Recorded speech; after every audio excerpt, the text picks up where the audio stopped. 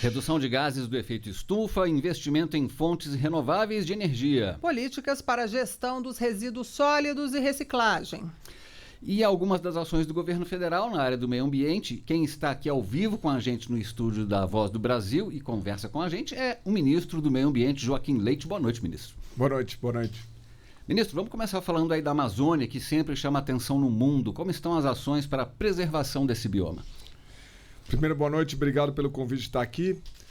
O governo federal está atuando de forma mais contundente com uma operação chamada Guardiões do Bioma, coordenada pelo Ministério da Justiça. O Ministério do Meio Ambiente também, via decreto, nós aumentamos a punibilidade, mais rigor nas multas. Antes, as multas em relação à madeira nativa ilegal tinha um limite de R$1 milhão, nós passamos esse limite a R$50 milhões. E nos casos de acontecer isso dentro de parques nacionais, isso pode dobrar, sendo mais rigoroso aí no cumprimento das multas e no cumprimento das leis ambientais, especialmente na Amazônia. Já estamos com 739 servidores no IBAMA e no ICMBio, são as agências de controle ambiental do governo federal, que já foram contratados ano passado e já estão atuando e já estão fazendo parte do grupo de servidores e analistas desses dois órgãos. Além disso, informática, tecnologia da informação. Nós aprimoramos sistemas que nem o Sinaflor, que é o Sistema Nacional de Controle de Informações de Produtos Florestais. Esse sistema agora rastreia a madeira da origem até o destino. E, além disso, o Pau Brasil, que conecta esse sistema Sinaflor com o Siscomex, que é para exportação. Então, quando a gente garante a rastreabilidade da madeira de ponta a ponta, a gente traz mais controle, especialmente em relação ao desmatamento. Em relação a incêndios, o ano passado, essa operação Guardiões do Bioma Incêndios, que foi reeditada agora esse ano, no mês passado, também combateu, junto com os bombeiros estaduais, combateu os incêndios, especialmente Pantanal, parte da Amazônia e parte do Cerrado, e teve um resultado aí de redução de 17%. Então nós estamos aí atuando de forma integrada com os estados, governo federal, através do Ministério do Meio Ambiente e do Ministério Ministério da Justiça e Segurança Pública, atuando aí no combate ao crime ambiental na região amazônica. Ministro, eu vou te perguntar quais são as iniciativas para fortalecer o IBAMA e o ICMBio. O senhor já citou aumento de funcionários, né? Exatamente, aumento de funcionários e recursos. Ano passado nós tivemos uma verba suplementar de R$270 milhões, aumentando aí o orçamento e investindo aí em caminhões, equipamentos, veículos, tratores, coletes à prova de bala, vários investimentos aí, totalizou aí, foram R$235 milhões no IBAMA e uns 91 milhões no ICMBio, para trazer aí esses órgãos mais estrutura para combater e proteger os parques e as áreas que são de responsabilidade do governo federal. Ministro, vamos falar um pouquinho aí do mercado de crédito de reciclagem. Como é que ele está funcionando e quais ações o governo aí vem adotando para incentivar essa política? O governo federal criou o Recicla Mais. Ele nasce de dois bons exemplos. 99% das latinhas de alumínio são recicladas no Brasil, porque elas têm valor econômico. Do outro lado, você tem um programa Campo Limpo dos defensivos agrícolas, onde 94% também são retornados. São retornados por quê? Porque a indústria que vende esse produto, que comercializa esse produto, faz um leilão reverso e coloca dinheiro nessa economia circular, que é a reciclagem das embalagens defensivas. O que aconteceu? Esses dois modelos trouxeram a gente a criar o crédito de reciclagem, o Recicla Mais, onde a embalagem vai começar a ter mais valor e assim vai criar uma nova economia verde, ajudando os agentes de reciclagem a coletar essa embalagem e levar até um ponto de descarte correto, um ecoponto, para essa economia circular acontecer. E, ministro, preservação ambiental também passa pela gestão de resíduos das políticas nesse setor, né? Sobre os lixões, quantos já foram fechados no Brasil nos últimos anos e qual a perspectiva para o setor até o final do ano? Já foram fechados de 2019 a 2021 645 lixões, conforme a Associação Brasileira de Tratamento de Resíduos de Efluentes, a ABET. E os números acho que vão sair os números novos desse ano, que o primeiro semestre deve chegar a ultrapassar 700 lixões fechados durante esses últimos 3 anos e meio. Ministro, o Ministério aí tem realizado agendas com embaixadas e autoridades do meio ambiente de diversos países, né? Como é que anda a discussão desse tema aí no mundo? Esse é um desafio atual, desafio ligado ao meio ambiente, está muito ligado à energia. Eu tive a oportunidade de participar de uma reunião na OCDE, junto com o secretário-geral, Matthias Cormann, que veio aqui para o Brasil. Participei na Estocolmo 50, também uma reunião importante, e agora, semana passada, na Conferência dos Oceanos. Ali na Europa dá para ver claramente o desafio de segurança energética. Do outro lado, na Cúpula das Américas também, eu pude participar da Cúpula das Américas e também entender um fortalecimento das Américas mais sustentável e economicamente mais integradas. O que preocupa é a busca por segurança alimentar e energética. Estados Unidos e Europa estão abrindo mão de áreas protegidas com florestas nativas para a produção de alimento. E do outro lado, a Europa está explorando o carvão agora para compensar o gás que está deixando de ser consumido e de ser exportado da Rússia. Então, essas duas ações vão na direção contrária daquilo que são as metas acordadas de clima. Então, esse é um desafio global, como solucionar uma segurança energética limpa para o mundo. E o Brasil pode ser parte da solução. Eu aproveitei esses encontros para apresentar aí a possibilidade de energia limpa para exportação. E o Brasil mostrar mais uma vez que é parte da solução dos desafios globais e agora em relação à energia limpa.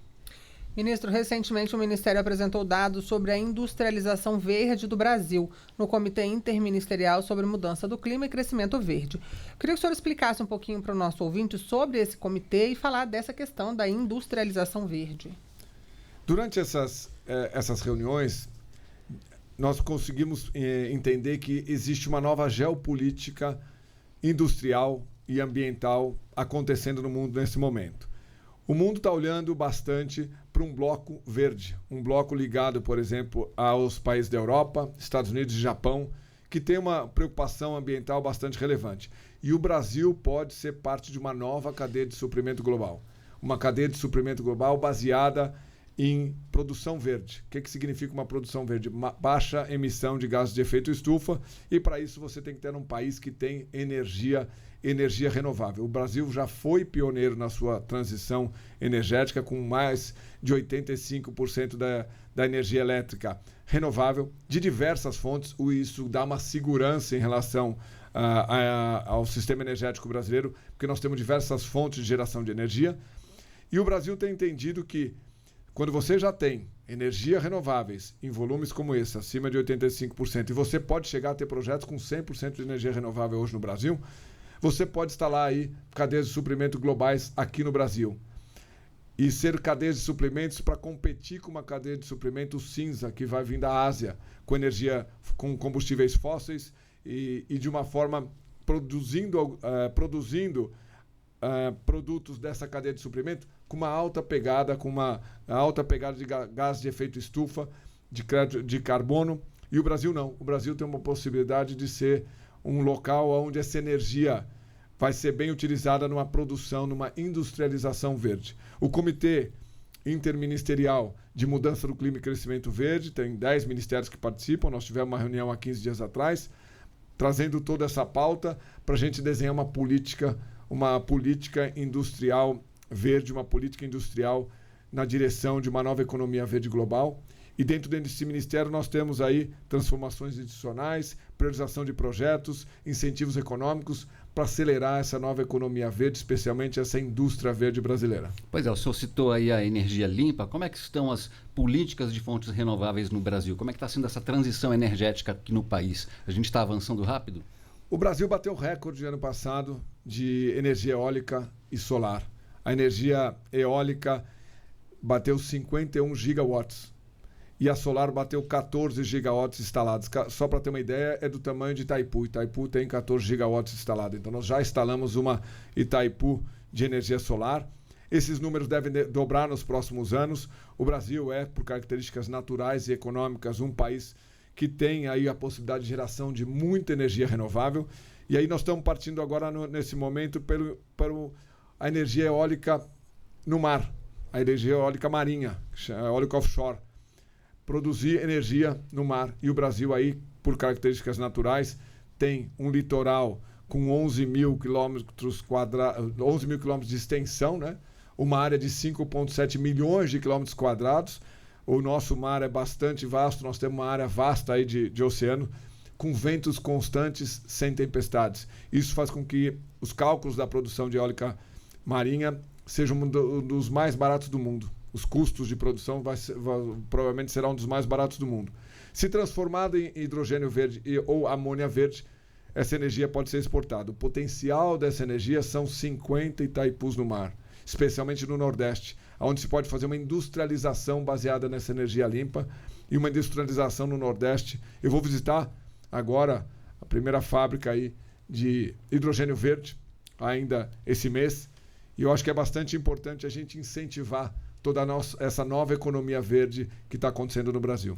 Ministro, traduz para a gente então o que é esse hidrogênio verde e esse novo mercado, como é que ele pode ajudar aí o meio ambiente? O hidrogênio verde é um hidrogênio de fontes renováveis. Biomassa, você pode ter hidrogênio de biomassa, de energia eólica, de energia solar, e assim você produz um combustível, uma célula combustível que pode movimentar navio, pode movimentar veículo, pode substituir na indústria, você pode substituir o gás por hidrogênio. Você tem várias possibilidades. Estão apostando que esse é o combustível do futuro. Eu tive a oportunidade aqui no Brasil de andar num veículo a hidrogênio. Fiquei impressionado com o conforto do veículo, o silêncio do motor do veículo e a potência do veículo. E mais ainda, o que sai no escapamento é vapor d'água. Então essa é uma tecnologia bastante interessante, é um veículo que já está em escala industrial em outros países, ainda é um desafio para o Brasil, porque o Brasil é um país que tem umas características aí que todas as rotas serão importantes, e a principal rota do Brasil é o etanol. O híbrido é etanol, o híbrido elétrico com etanol, nós temos aí um dos menores índices de emissões, mas o hidrogênio é uma possibilidade também nessa rota de uma nova economia verde global. E os países, principalmente os países da Europa, Japão, Estados Unidos, estão apostando bastante no hidrogênio verde, e o Brasil será um grande produtor de hidrogênio verde, tanto local quanto internacional. Certo, ministro. O Brasil também tem aí políticas para ajudar na redução do efeito estufa, como a redução das emissões de carbono. Há um decreto que cria um mercado regulado de crédito de carbono. Explica para o nosso ouvinte o que é esse mercado, como é que ele funciona. Esse mercado funciona da seguinte forma. Eu tenho aí uma atividade que emite gás de efeito estufa e eu não consigo reduzi-las na velocidade que eu gostaria. Por uma impossibilidade física, você não tem tecnologia para fazer essa redução, ou a inviabilidade econômica. Aí o que eu faço? Eu compenso parte dessas emissões que eu não consigo reduzir. E assim vou caminhando na direção de uma neutralidade climática até 2050. Então, o que acontece? Esse é um projeto. Eu tenho que comprar créditos para compensar as emissões. Do outro lado, projetos verdes, projetos que reduzam as emissões, geram créditos. Então, você vai ter projetos de floresta nativa, de conservação de vegetação nativa em todos os biomas, de restauração florestal, de plantio de árvores, eucalipto, pinos, por exemplo. Papel e celulose é um setor bastante importante para a geração de créditos. O próprio etanol, você pode gerar créditos. Você tem várias possibilidades. A indústria de baixa emissão, a agricultura de baixa emissão, todas essas diversas fontes fazem do Brasil também um potencial gigantesco de exportação de crédito. O Brasil representa menos de 3% das emissões globais e o mundo representa 97%. Então, esse decreto olha a possibilidade de você exportar crédito. E o que nós fizemos? Criamos uma central única de registro, o SINARI. E, através dessa central, você traz transparência, credibilidade e não dupla contagem. E assim você traz a confiabilidade nesse mercado, nesse novo mercado que está nascendo, para poder fazer com que os brasileiros ganhem mais ainda quando preservam e quando reduzem as emissões. A redução do metano ajuda também nisso, né, ministro? Exatamente. Nós temos um programa Metano Zero. O Metano Zero, ele trouxe incentivos fiscais, zerou os impostos federais na aquisição de equipamentos para montagem de usinas de biogás e biometano, o biogás, produção de energia, o biometano, produção de combustível. Eu tive a oportunidade de andar num veículo pesado, um caminhão e um trator a biometano. E quando você produz isso localmente, aí o programa Metano Zero, ele tem um foco exclusivo aí em suinocultura, avicultura, açúcar e álcool e aterros sanitários nas cidades. Quando você produz na suinocultura, por exemplo, Eu visitei um produtor que tinha 3 granjas, ele queria ampliar para 5 granjas. O que ele fez? Ele montou um biodigestor, captou esse metano que ia para a atmosfera e transformou ele em biogás. Ele se transforma em energia. Ele recebia R$4.000 por mês a mais por fazer essa atividade. E o resíduo que saía dali era um biofertilizante. Então são soluções como a do metano, desse programa de metano, que traz soluções climáticas lucrativas. Lucrativas para o produtor, para as pessoas e para o meio ambiente. Tá certo, então conversamos com o ministro do Meio Ambiente, Joaquim Leite. Ministro, obrigado pela entrevista aqui na Voz. Obrigado a todos.